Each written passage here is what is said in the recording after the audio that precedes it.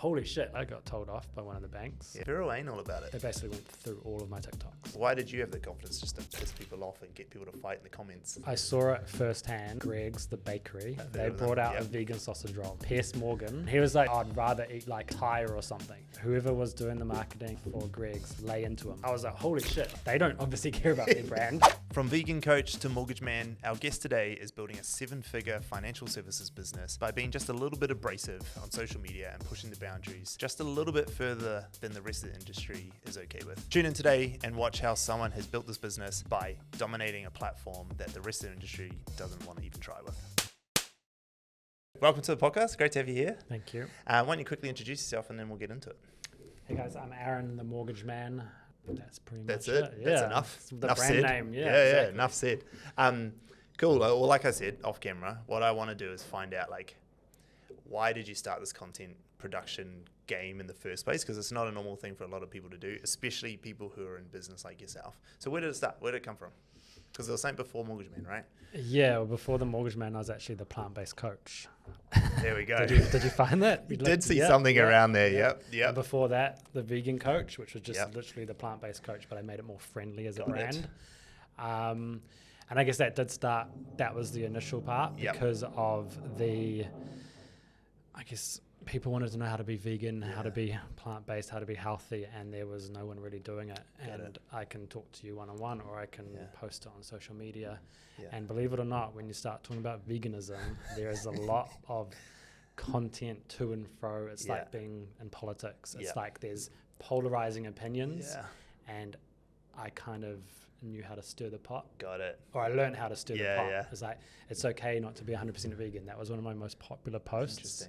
And I had like 10,000 followers and 2 million people commented or something. And it was literally vegans versus carnivores. And every now and then I'd be like, oh, this post hasn't done anything for a while. And but what about this? Yeah. And when you know how to use the algorithm, which is what I've learned how to do it, you get the polarizing opinions. The results. That's why Donald Trump is the president. Yeah, 100%. Yeah. He knows how to stir people up. Exactly. So tell me then, back, because when did that first start? What year were we in? So I lived in New Zealand. I was a personal trainer. I was qualified in nutrition and personal training.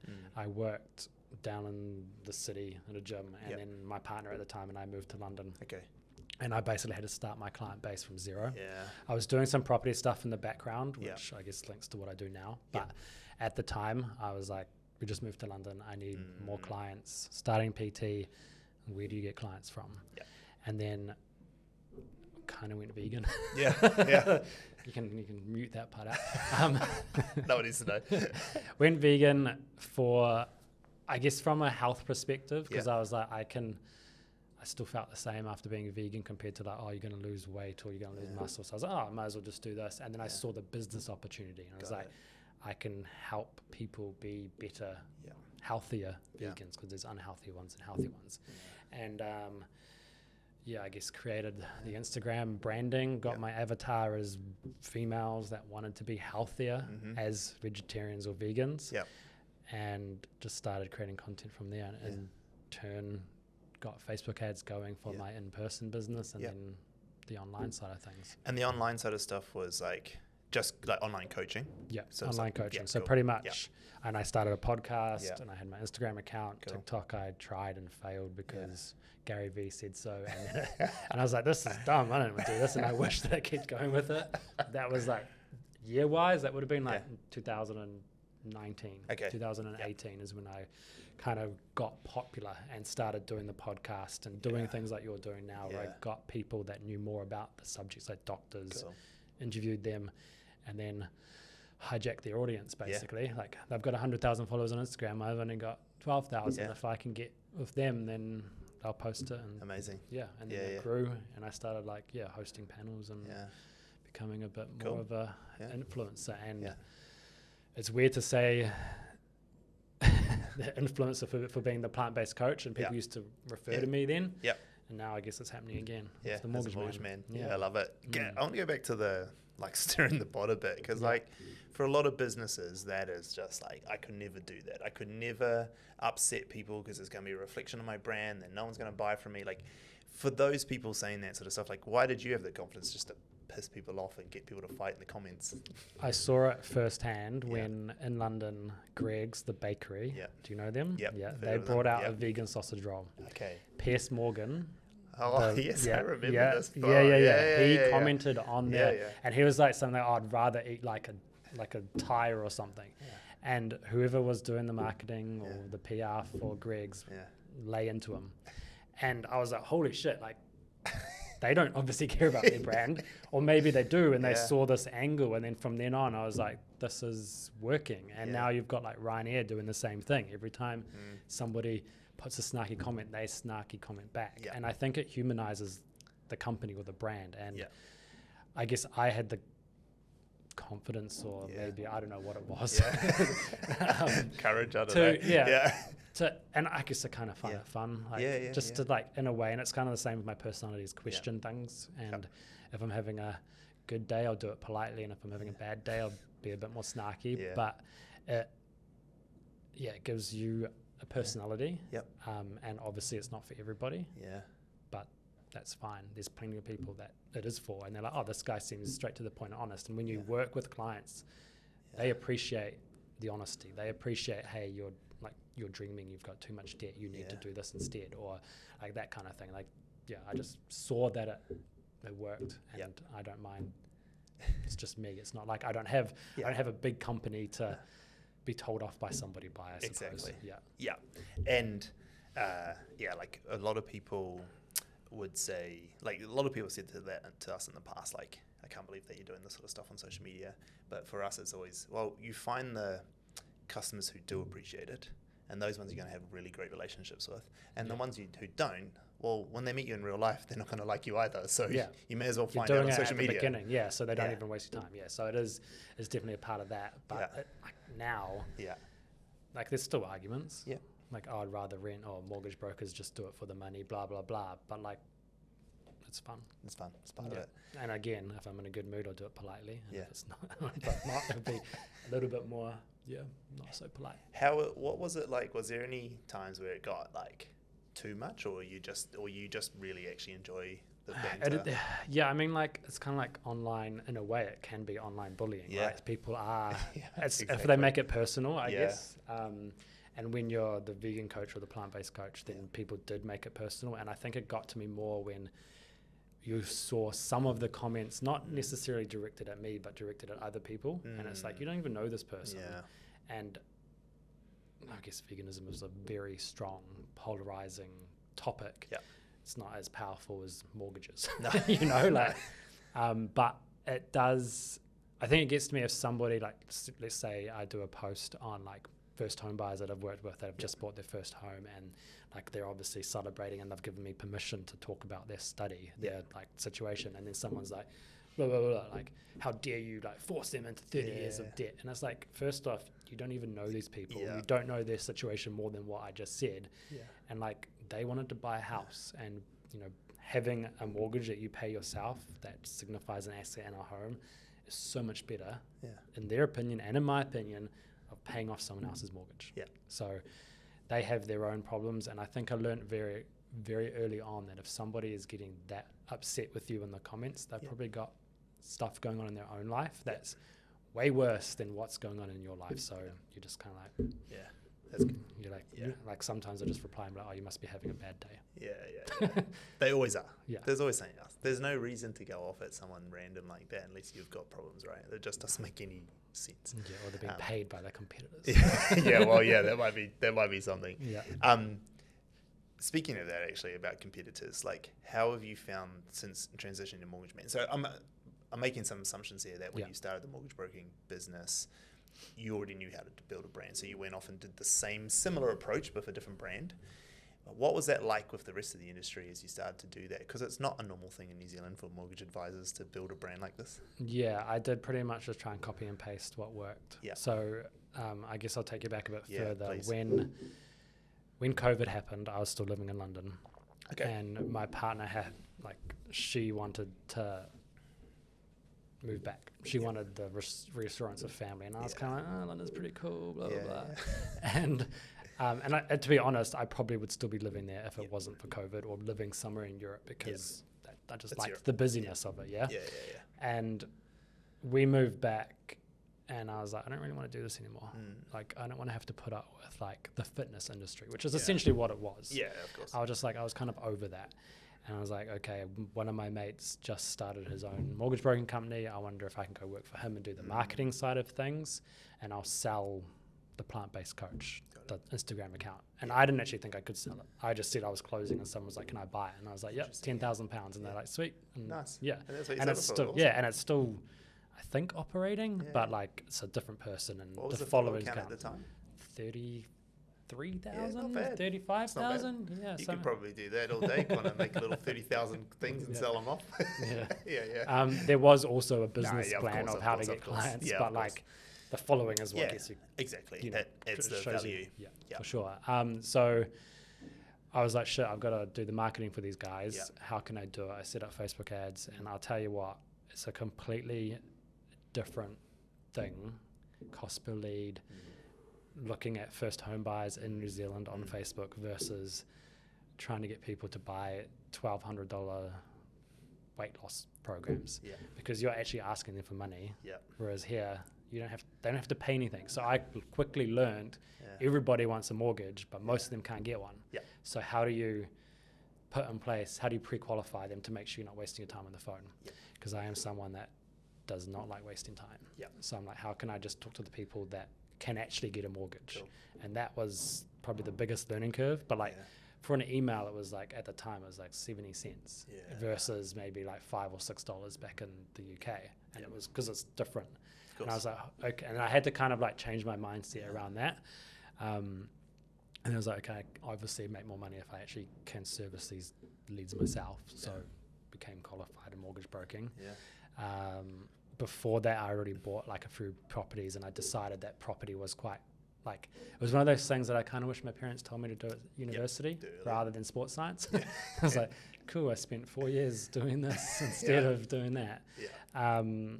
But yeah, I just kind of thought that I'll just try and do what I did. And I started a podcast. It kind of worked. It didn't seem to get as much traction as the original plant-based one. But yeah, I just kind of went from there. And then now that, and then TikTok came along, and that was like, oh, I'll just try and see what happens. Got like my ideal client from that within the first maybe week. Really? Like, and I was like, all right, I'm going all in, and just started posting 3 videos a day, and have done that ever since. So love it. Yeah. And how quickly, like, I mean, without getting into too much details, but like, how quickly did you turn that business to like replace revenue essentially for yourself, or like get to a position where you're like, okay, I've got enough money coming in? Because the reason I ask that, just to put in perspective, is that like I've known a lot of mortgage advisors who have started this, and they usually like at a loss in the first year almost, and then by the second year they're hopefully making somewhat of a salary. And these are the guys who are doing it all through personal networks because they haven't built a brand. But like for you, that's obviously been somewhat faster, I'm assuming, because 1 week of TikTok and you got a client. So like, how was it? How was that journey to like profitability for you? Well, I guess because it was only my time that I was spending it. Pretty much from day one, essentially, like, because I was also working for another company, and as I still do, as I contract to them, and they take a percentage for the compliance stuff, which is actually changing this financial year. I'm doing everything by myself. But I guess from day one, because I was also getting Facebook leads at the same time, like paid Facebook leads. But I guess when you weigh up the cost to get a client on Facebook versus what you get from their mortgage, there's a massive gap between them. Like, you have to do a lot of legwork to get the client. But once you got them, like, you get $4,000 or $5,000. For and so you started converting those leads and people from mortgage, like straight away it started to happen? Yeah, I guess the downside of mortgages is it does take time to come through. Like, you can talk to someone and they may not buy a house for 3 months. And that's any new broker, which I also found the hardest, was like, you have to kind of live off bread and baked beans for the first couple of months until the mortgages start coming in. And at the moment, there's like a 6-week kind of time from when I talk to someone on the phone to actually getting them into a home. Sometimes less, sometimes longer, but it is one of those things that, it just takes a bit of time. Interesting. And has anyone, like, how did the industry react? Like, has have you had anyone like positive or negative conversations with people from the industry about what you've done? Yeah, I got told off by one of the banks. Yeah. And God. I thought maybe something like that because Yeah. they're very anal about it. Well, I didn't realize, Yeah. and I did a post just saying that this particular bank had closed its lending to small deposit holders. And that's a pretty informative post. It was true. But they didn't like it because it made them look bad. Yeah. And we as brokers have contracts Yep. with the banks. And one of those things is you can't make the rest of the industry look bad. So I can't call out another broker and say that they're crap, even though I would love to. Yeah. And this particular bank then found it. I think it was actually the head of compliance's daughter. Got it. Saw it on TikTok. It mentioned the bank, which I no longer do any posts about that particular bank or mention any of the bank's names just to be safe. Yeah. And they basically went through all of my TikToks. Yeah. And the guys that I was working with was like, you need to go through and delete anything that is similar or is worse, because there were worse ones. Yeah. Because I just was like, they didn't care. Like, I'm sending them business, but they're a big bad bank and I'm a little fry. And they were just like, you need to come in and be told off and you might lose your agencies. And at the time, because of the way the financial markets are done, it's like whoever's my boss gets in more trouble than me. Yeah. And they were like, we could lose our agencies. And I was like, sorry. Yeah. And I think, like, I look at it now and be like, man, you could have used this as an awesome marketing opportunity. And I see their ads on TikTok now and I'm like, I would have been better. Yeah. But Yeah. It is what it is. It's a Yeah. funny industry, like, and we've worked with a bunch of clients in that space, and like, we've had, we've learned enough as an agency of what you can and can't say, which is quite important, because we had the FMA come down on one of our clients trying to like go through everything, and then by the time they went through it all, they're like, oh, you actually did nothing wrong. And just like a pain in the ass. just pain in the ass. But they had industry people dob him in because he had gotten so much reach, I suppose. They all got a bit jealous of it, and he was quite new in the space. And that's why I wondered, because like, yeah, I've seen your content. And Tall poppy. it's definitely tall poppy, right? The rest of the industry getting in there and having a go because they can't do what you're doing. So I wondered if that would have happened, and I guess it probably did. Yeah, and I'm sure there's probably people that maybe have complained individually. I don't know why. Like, yes, there are things that could be in the grey area, but it's the grey area that you kind of thrive because no one else is willing to do it. So, I love it. Okay, so you've done that. You've started the Mortgage Man. That's grown pretty well. Like, it's like, full case and purposes, like, it's like 74,000 on TikTok. Now Instagram's going a bit better. Like, I didn't really grow on Instagram at the beginning. I just didn't really bother for some reason. I just didn't think people were ready for it. And also, like, Instagram just didn't work quite as well as TikTok did at the beginning. You know, it took them a little while to figure out how to get their videos to people who wanted to do it. They've figured it out now, but they copied. They just copied it. Exactly. But that's like, you know, you're probably one of the largest mortgage brands in the country. Like, I don't know really who else sort of competes on social media. Yeah, there is one guy that I actually am catching up with tomorrow, and he's got more on TikTok, but doesn't have as much on Instagram. Yeah, and it's interesting because you get different kinds of clients from Instagram versus TikTok. Yeah, for sure. And and all I do on Instagram is literally just use Repurpose, which is an AI thing. Just pump it over. I don't have to really do anything. No. I mean, you don't need to these days with the way those algorithms work. Just put the same content in the same place, they'll find their audience. What I was going to ask, though, is like, how has that been? Like, now you're saying you were doing Facebook ads. Were you able to stop spending in ads and just do organic, or did you still do both? So when I did TikTok, when TikTok started coming out, like being massive, I stopped doing my own Facebook ads. Facebook ads were still set for that company.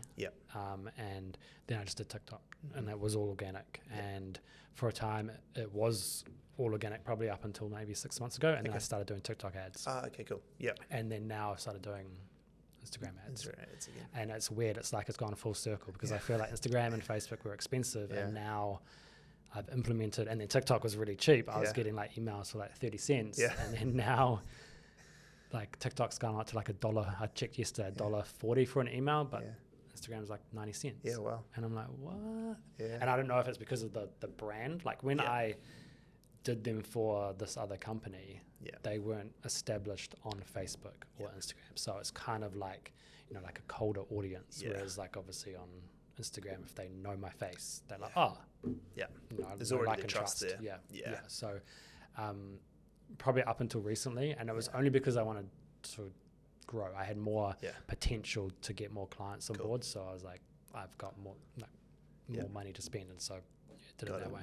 Yeah, okay. Because what I was going to ask, because you've got your housing projects on the side. Well, it's another side of my own investment stuff, and you're like, we've seen that you like got a bigger, like a 6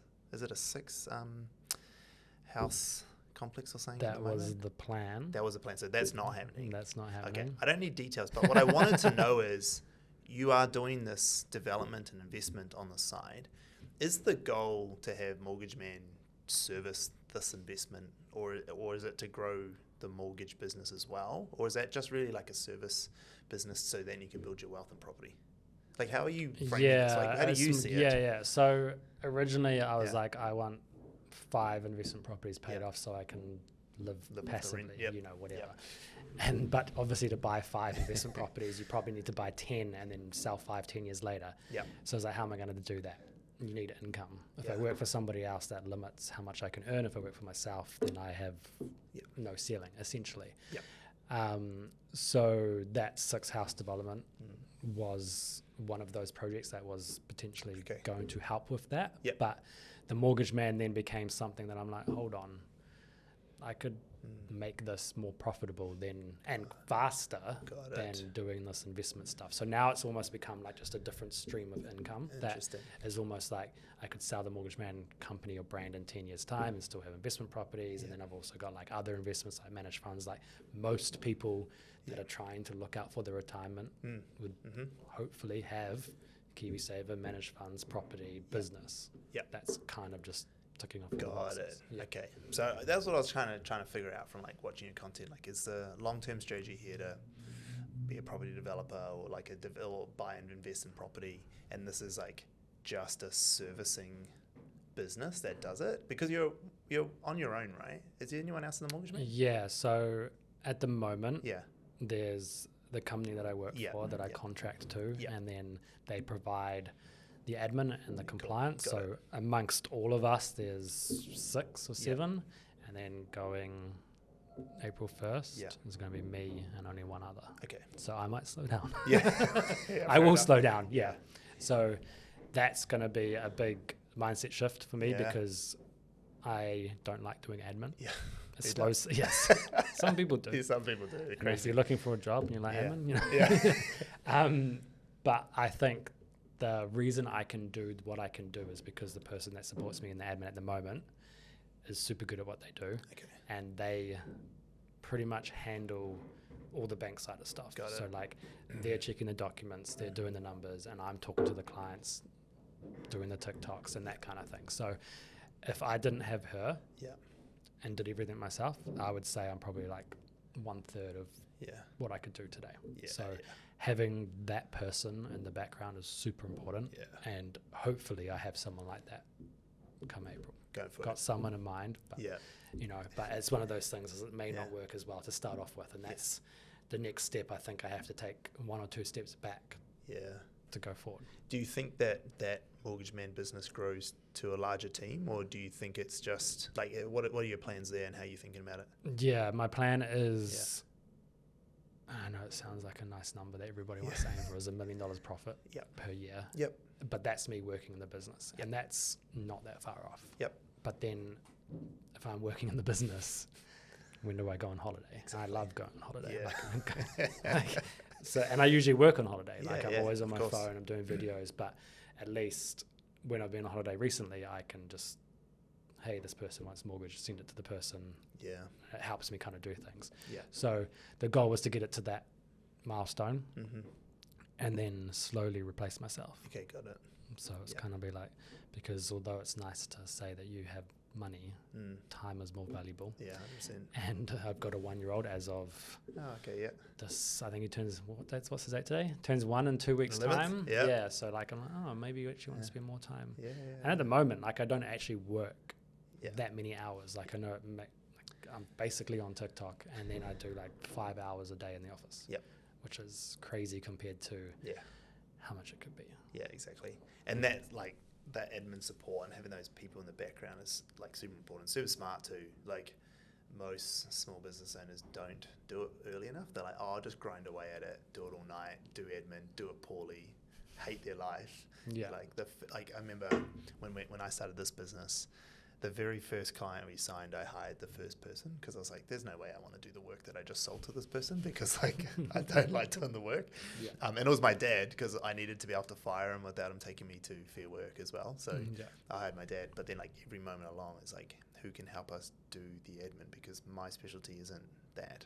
It's like building the brand and finding new clients and doing the stuff, which I think is super important for people to hear because they don't.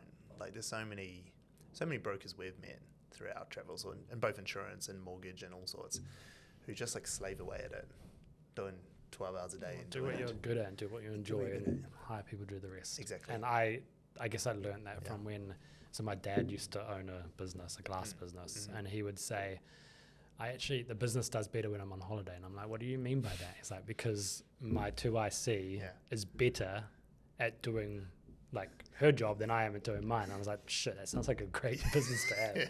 So, and he kept her for as long as possible. He actually like hired her from another company.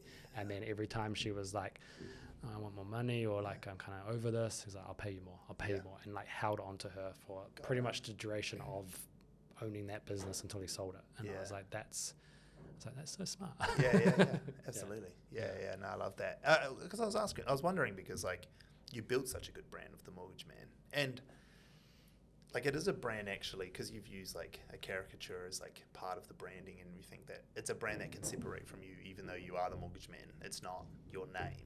It's quite easy to probably, like in my mind anyway, it's a good brand that can separate. Why not grow it? Like I'm not saying you need to, but why not grow it into a bigger mortgage advisory business that could have multiple people with you? Why not that path? I think I just can't be bothered. Yeah, okay. that's absolutely fair. Yeah. Like I know I could. Can't be bothered because of the people side of it, or just in general growing the business? Oh, the more people you hire, the more admin, the more stuff the more things you do that aren't actually why you started the business, which means less TikToks, less client facing, and just I think less profit. Like I was listening to that Diary of a CEO podcast, and the dude was like, the best business is one where you got 6 to 10 staff. And I was like, oh yeah. And he's like, because of the profit margins, because you can still control who you hire, you don't have to really answer to too many people. And I think in the mortgage business, there is such big profit margins if you can get clients cheaply, which is now where I'm at the moment, but it may not always be like that. Yeah. And then as soon as you hire a mortgage broker, you pay them a base and commission. So if I can do all the mortgages and hire, like there's mortgage brokers that do real good numbers and they have themselves, and then they just have heaps of admin staff. Yeah. And all they're doing is phone calls with the clients, loan structure and advice and everything else. And I was like, that kind of would suit me better than having other brokers. But then there is that crossover of like, if I want to go on holiday for three months, you can't just do everything yourself and have admin. You have to have that. So yeah, I don't like that. And I do actually have a friend that I went to school with who just sold a big mortgage company. And he's like, I've tried all these different ways. The only way you're profitable in this industry is if you're a one-man band with like 1 or 2 or 3 other people helping you, or you go massive. Yeah. And I'm like, I don't really want to go massive. Yeah. Like I don't need to. Like, no, of course. Like the only reason I would go that big is just so I could say so. Yeah. And that's like that's not like that's just for vanity. Yeah, that's just a lot of work to say that. Like I'm pretty happy. I'd rather have 100,000 followers on Instagram probably. Did that mindset change? Like, has it always been that sort of mindset? Did it change with kids, or with your child, or like has it just been you just wanted to have that good solid business, like, or did things change over time? Like when you got older, like how did that evolve out, or you just always been like that? We're not really sure.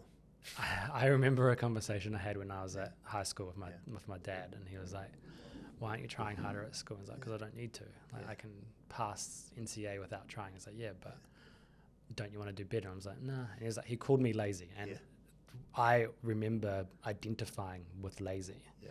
And now I think he's learned, because he sees how I do things. Yeah. Maybe he should have replaced that term with efficient. Yeah. Like, and I wanted to have a business that is efficient, because it is not necessarily important to me to not have to. I mean, it is. Like, I hate being in the office if I don't have to be there. I hate commuting for an hour each day. That's just wasted time. So if I can do the same amount of work as a normal person, but in 3 or 4 hours, I'd much rather do that. Yeah. Because then I have time to do my own thing. So it's not about being lazy, it's about being efficient, because having my son, I actually was like, oh, I can actually do the same amount of work before. Like now I can do it in 4 hours if I actually just lock myself in a room and focus, as opposed to being in the room with everybody else and just talking crap. Yeah. You know, like, and then I can go play golf or then and like just do stuff or go to the gym. Like, I think it's just about being efficient and having a big business. Going back to your other question, you're going to be 9 to 5 or longer. Yeah. I'm just like, nah. No deal. Nah. And it's like that, right? Like growing a big business. Like I've obviously taken, my goal is to grow it as big as we can. And I had to say to my wife, like, these next 10, 15 years are that. It's all in. Because you have to get it so big until you get the freedom back. Yeah. You know, before the freedom comes back. And that's what I know now about what I'm doing in the next year. But I'm like, it's going to be 2 years. It's Yeah. not going to be 10 to 15. Yeah. Like, I just need to get it back to, Yeah.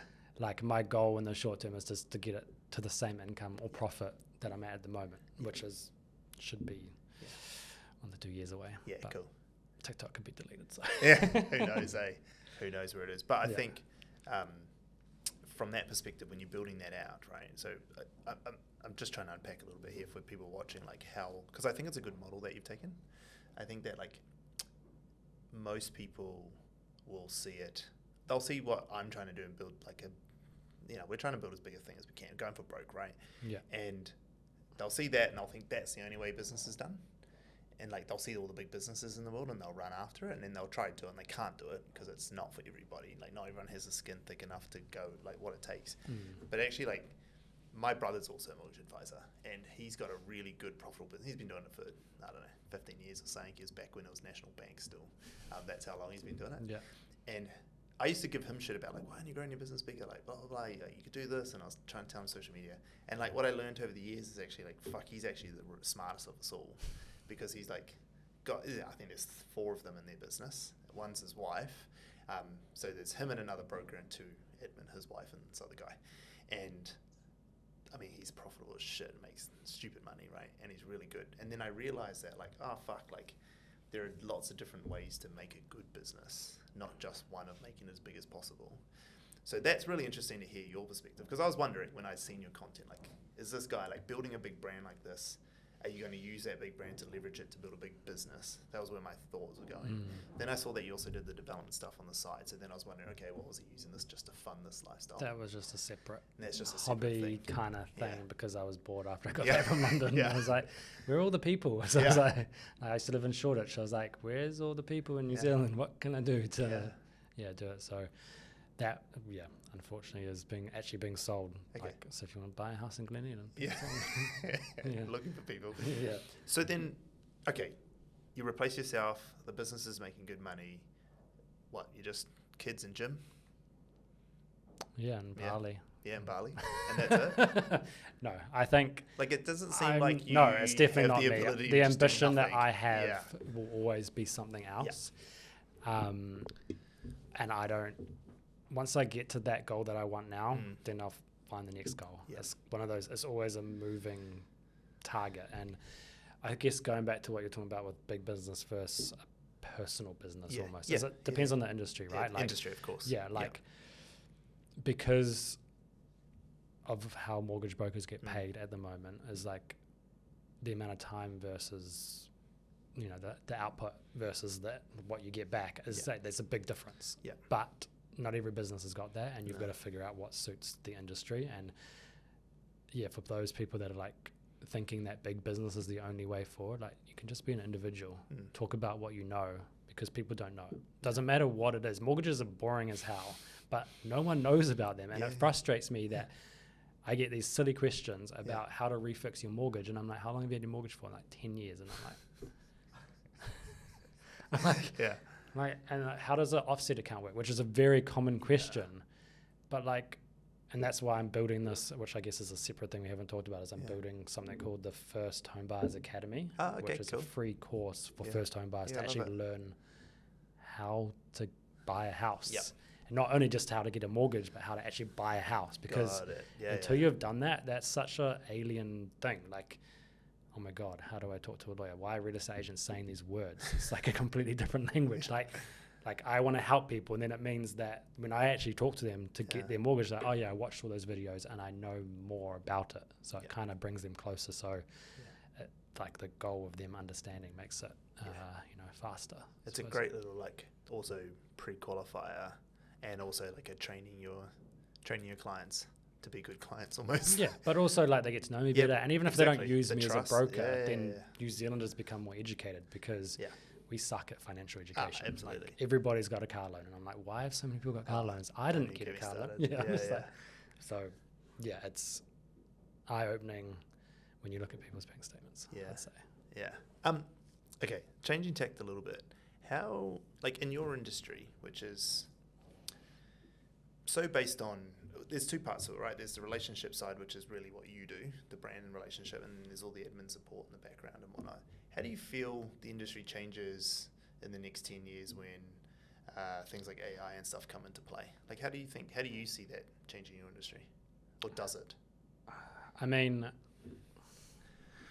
I see all these videos of people just asking ChatGPT what to do with their mortgage. I think it will make it easier for someone like me to do the background stuff. Yeah. And I think for a very clear-cut mortgage, if the banks are okay with it, there's probably a way to get it approved or almost funded without going the traditional route. Like one of my mates has actually started a startup that is doing that and about to do that in New Zealand, and because they're starting to do it overseas. So for the clear-cut mortgage deals, maybe you don't need a broker. And maybe people don't want a broker. But then there's the people that aren't clear-cut. And it's the same when you're filling in a little chatbot on like a website of trying to do something, and they're like, would you like to talk to our AI assistant? I'm like, no, you're not going to answer the question. I want a human. And it's like the same thing. It's like for the basic stuff, it's probably going to be replacing me and the admin staff. Hopefully the admin staff. But like anything that's a little bit more complex, or you actually just don't trust AI yet, you need a real person. And having the brand helps, obviously, with everything. And maybe that brand will be a digital version of me. Like, who knows? Take the caricature and get it to...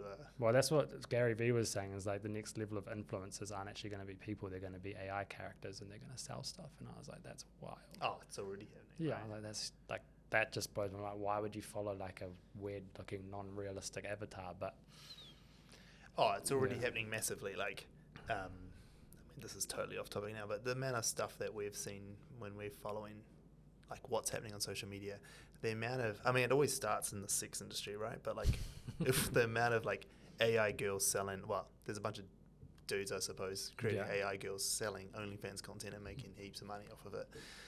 Why would you do it? And I had a guy I know who, he was telling me that he had done it. He was buying AI content. Explicit AI content. I was like, why would you do that? Like, it's not. And he's like, yeah, but like, I can ask it for anything I want. You can control it. I can control it. Like, it's my fantasies. I get to live out anything. And I was like, oh, that's kind of interesting. It's kind of weird.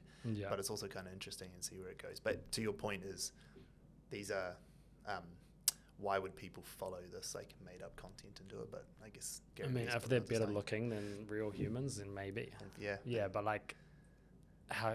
Yeah, I mean, is there going to be characters now that you follow that, like the gaming world, you follow like the World of Warcraft character, rather that's doing the best in the game, but it's still controlled by a human, right? Like, it's a weird world that we're trying to go into. I always wonder about that with like professional services. I used to think, probably like 5 years ago, before ChatGPT and what we've seen AI do in the last few years, that service-based industries, especially ones that were a lot of like processing of information to make a decision on something, which mortgages kind of falls into, can this person afford this loan, and is it the right thing, can we structure it right, would be wiped out pretty early from technology, because it seems like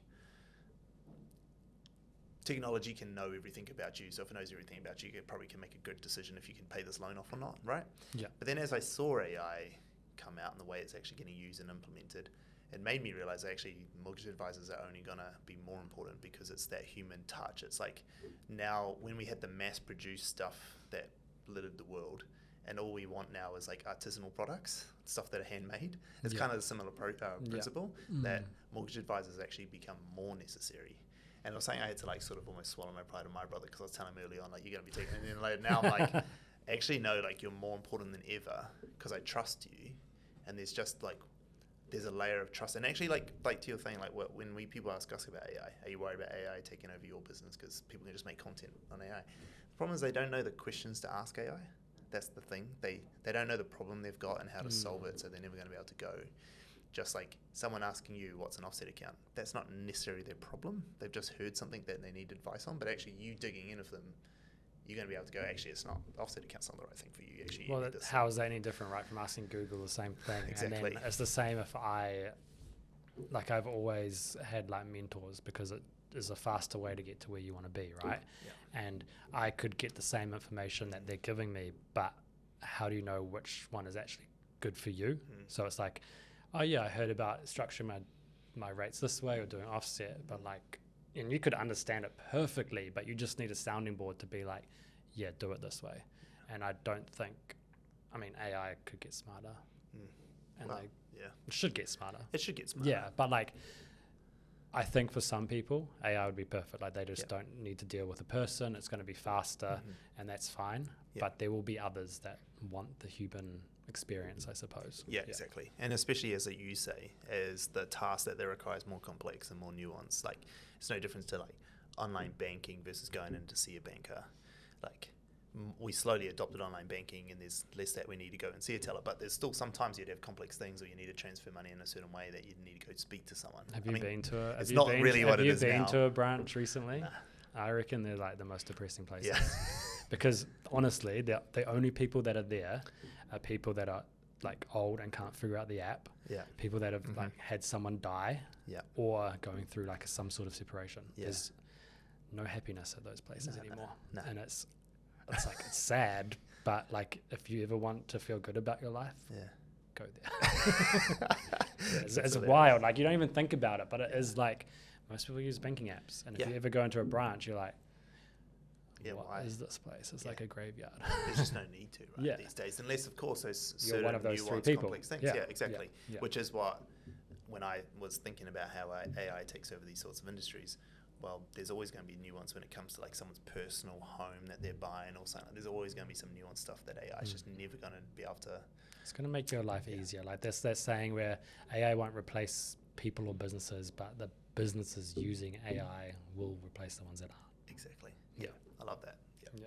I stole that from someone. Yeah. No, it's a great saying though. It's saying worthwhile. And the reason I bring it up is because there's lots of people who watch this podcast, or I know just out there, who are asking and worried about AI, especially when it comes to like content creation and businesses, worried what it's going to do, and they still are worried. And I talk to people, and they like have the same sort of articulation that you've just had around AI, but yet there's still so much angst about it and worried about it, and I'm confused by it, because I think we all know this, right? Like, it's been the way technology has done it all the time. Like, if you adopt it, you win, and if you don't, you're going to lose, because you can't compete. Okay, as before we start to wrap up, as we get to the end of this, what is next for Mortgage Man? Like, I know you've tried this next 1 to 2 year things, but there's no way your brain hasn't started to figure stuff out. Only knowing you for an hour now, I can already tell that you're somebody who's always like, this thing, that thing, this thing. Yeah. Like, where is that brain going, and what do you see? What's next for you? I honestly, something bigger, but I haven't figured it out. Yeah. Okay. Like, because you can sell mortgage businesses based on their trail income, right? So the bigger that business becomes, the more valuable it is. But then at the same time, if you're making a couple of $100,000 in trail income, then you can just keep owning the business and do that.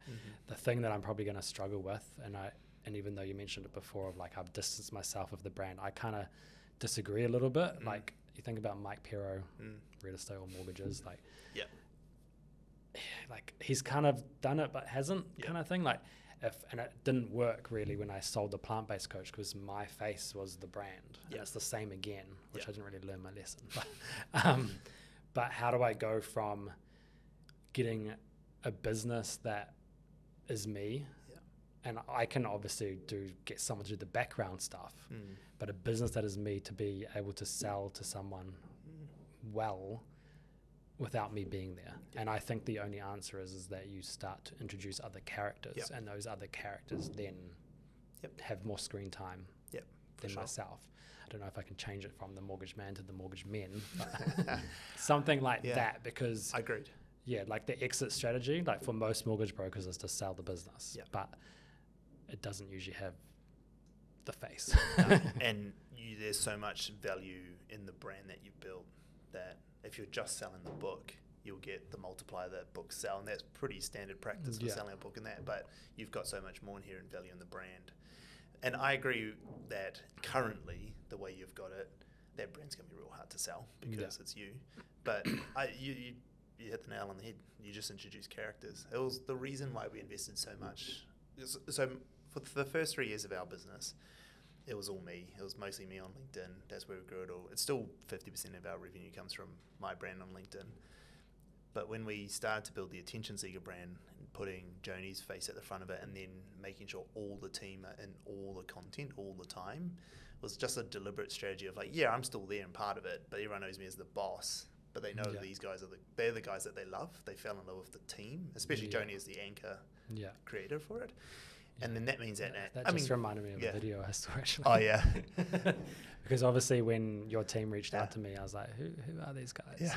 And I looked it up and I was like, I recognize Stanley, but where did I recognize him from? And it was in New York. Ah, yes. And you and Joni did like a fake, can I look at your place in New York? And I was like, that guy looks like a Kiwi. Like, what is he doing in New York? And I was like, is this actually? And I actually like tried to figure out if she worked for you or not. And then I like obviously did find out. And then I got like obviously more videos, but I was like, that's wild. So, and then when you guys reached out, I was like, that's that guy. Yeah. No, that was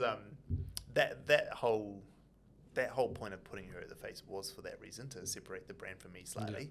But that stuff in New York, like she came with us obviously, and the reason we took her to New York and no one else in the team was because we used her, like she was the face of the brand for us. Me and her were the two main characters. Yeah. But that model, we've like said to other brands too, like the founder might have built the brand. You slowly then siphon off some of that brand power to someone else as the face of it, and then you just introduce as many characters as possible. But you're going to have a mainstay. Like there's always going to be a central character. There's always a protagonist to every movie, right? Yeah. And so for us on the Attention Seeker, it's Joni for sure. But there's enough supporting characters that, like, from our perspective as business owners, my wife and I, if Joni ever left for whatever reason, there's enough characters who can take her place. And I mean, I'm not going to leave anytime soon, so I'm still there as well. Yeah. So there's you're sort of de-risking yourself in that point. But it made our brand super valuable long term, because now people do think of us as different brands, the Attention Seeker and Stanley.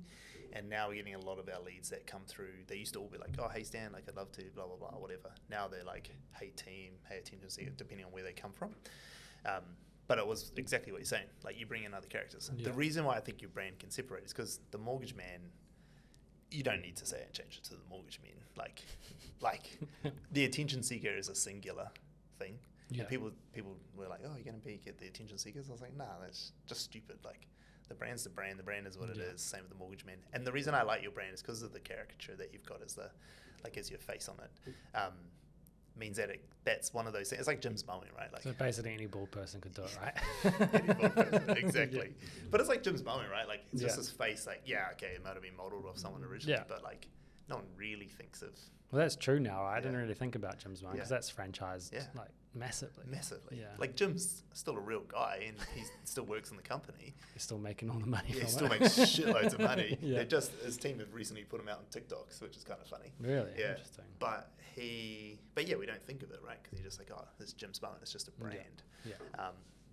But it was an actual brand, an actual person who started it. So I think your brand's, I really like it. Like, I seen you early when you started it, and I was following along on your stuff, and I thought, like it's quite a smart strategy. And I'd always try to convince other advisors and stuff like, why aren't you guys, like no one in your industry does it very well. Or I should say no one.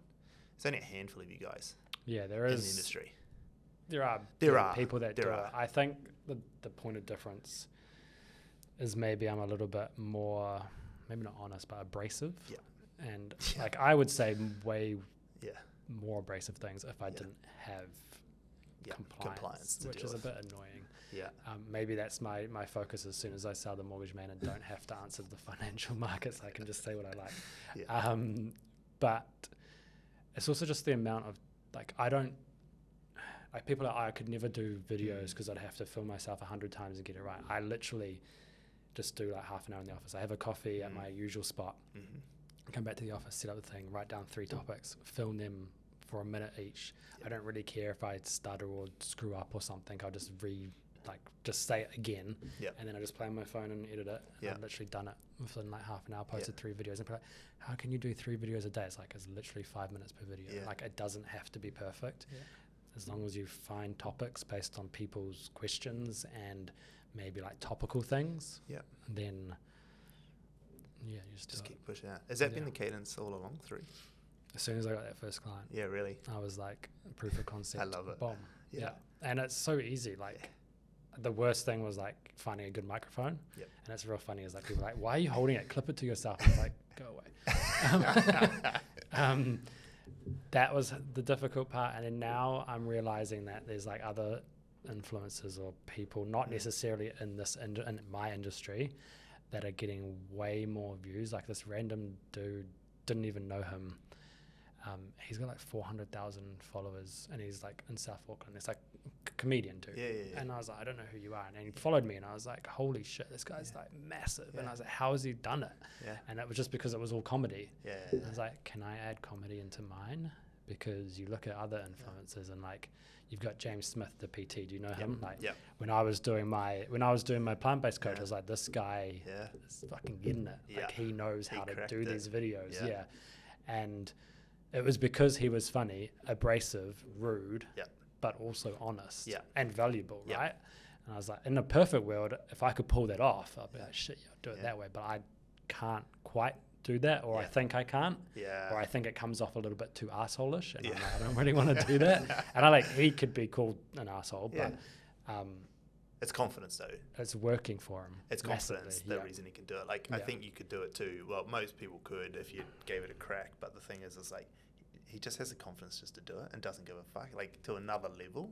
It was the same with us with Attention Seeker, when some of the ideas that Joni and I came up with in the early days, and still now some of our team are like, what the fuck are you guys doing on this channel? But like, we just don't care. Like, we know that the Attention Seekers channel doesn't need to sell value. It just needs to provide entertainment to people know our name. That generates 20-something million views a month on that brand. The people who are inquisitive will go, they'll figure out we're a company, they'll figure out we do marketing, they'll look us up, they find me on LinkedIn, they see our website or whatever, and they'll find out if they want to be part of it. And that's been enough. So we didn't have to worry about that one channel doing all the work. And I think that's where a lot of people like get mistaken with their brand, is that they have one channel, like say the Mortgage Man is their channel, and they think that channel needs to do everything. And it's like, that's why you have a podcast, because the podcast allows you to do longer, deeper conversations as a different channel. And so that was our thing. It was like, no, Joni, like, literally just take the piss all the time. Make sure everything is a piss take. People will see me on it. They'll see you. They'll see our stuff. They'll find me on LinkedIn. They'll see my channel, and they'll do different things. And if they resonate with us, with our humor, and then they see what I'm doing on LinkedIn, and it works for them. Like, oh, these guys are actually a serious company as well. That's it. It was like when we, the first time we really knew that was like, we're only like 6 months into the process. We're maybe 250,000 followers at the time or something like that on TikTok. When we took off, and only 250,000. Well, compared to now, you guys compared to now, 800,000. On TikTok we're up to about 800. Across all the profiles now, it's like 2.6 million or something. It was wild. And so at that stage, it was like 250. I mean, Joni had 400K on her personal profile when she started with us. She already had, that's why we hired her. She had already proven. But at that point, it was about March or February 2023, and One New Zealand reached out, and they were our first huge corporate client. They had seen us there, gone, I think these guys might be Kiwis. then went to LinkedIn, found me, and were like, oh, they're an actual agency with real staff and actual offices, and then reached out and said, can you do this sort of stuff? I'm like, you absolutely can. Like, yeah, sure. You got enough money? Yeah, do it. But it was just that process of like, humor gets the attention. There's other ways to get attention, but humor was the one we decided to go with. And then knowing that our other brands would allow the more serious stuff to come through. Yeah, well, isn't it supposed to be humor, being weird, being sexy, or being like educational is supposed to be the thing. So if you can knock off some of those in one go. Yeah, absolutely. And being humorous, like funny content's always the number one genre on all platforms, always. It always is. It's like...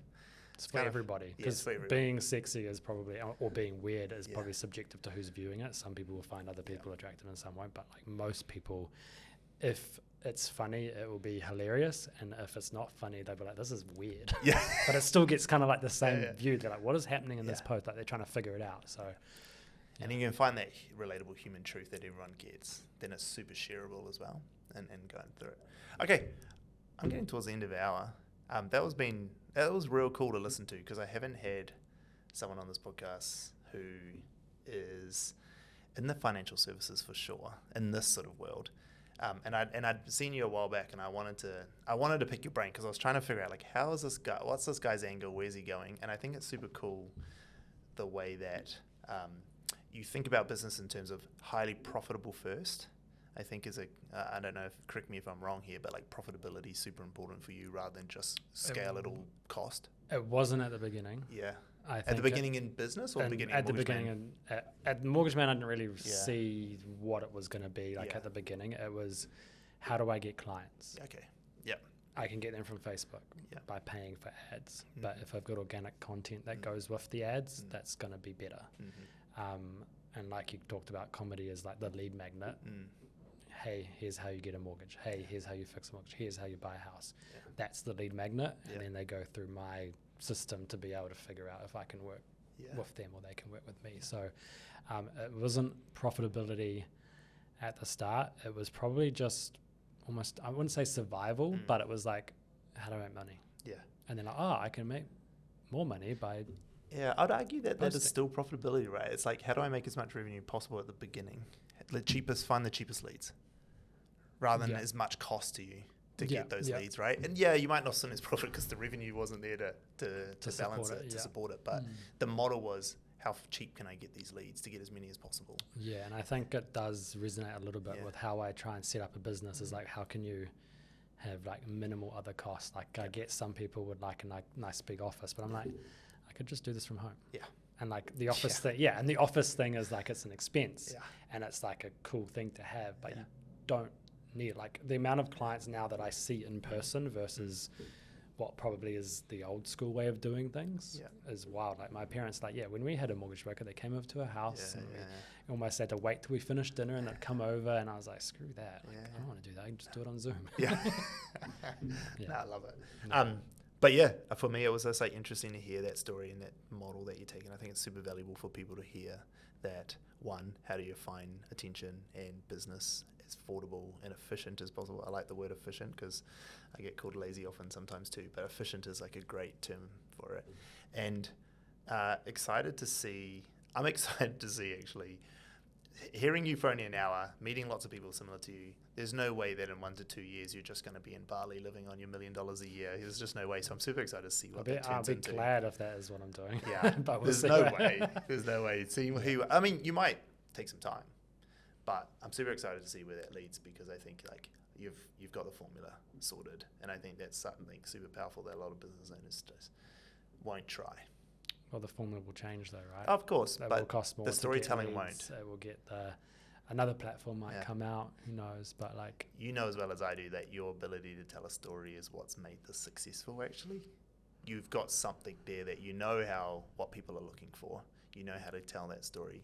It'll just move to a different platform. I think I'm just answering people's questions because they don't know the answers yet, and it's easy to do it when it's on an addictive platform. Yeah. You know what? I'd say like you're not giving yourself enough credit for it. I don't usually. Nah. I just like head down, keep hustling. It's not easy to answer someone's question in a way that people give a fuck and want to listen. That's a real hard thing to do. To be fair, every time before I do a video, I'm like, how can I make the hook the first couple of seconds Yeah. a bit better than, hey, I'm the mortgage man. Yeah. How can you make it a bit more controversial? And there's like, and I had tried doing ones like, if you go to the bank, you're dumb. Yeah. And I'm like, obviously I can't say that, but like, because like, if you haven't used a mortgage broker, Yeah. like, then here's what you're missing out on, like those kinds of things. And it's just like, how do you get that? And it's the same with every other person that is doing well. Is like, what's that hook, and how do you get the attention in the first 2-3 seconds? And again, like the attention seeker brand. I'm like, I was told when I was younger that I like seeking attention, and that was a negative thing. Yeah. Yeah. Now it's working for me. It's the whole currency of the world. Yeah, exactly. Thank you so much, mate. Appreciate you coming on.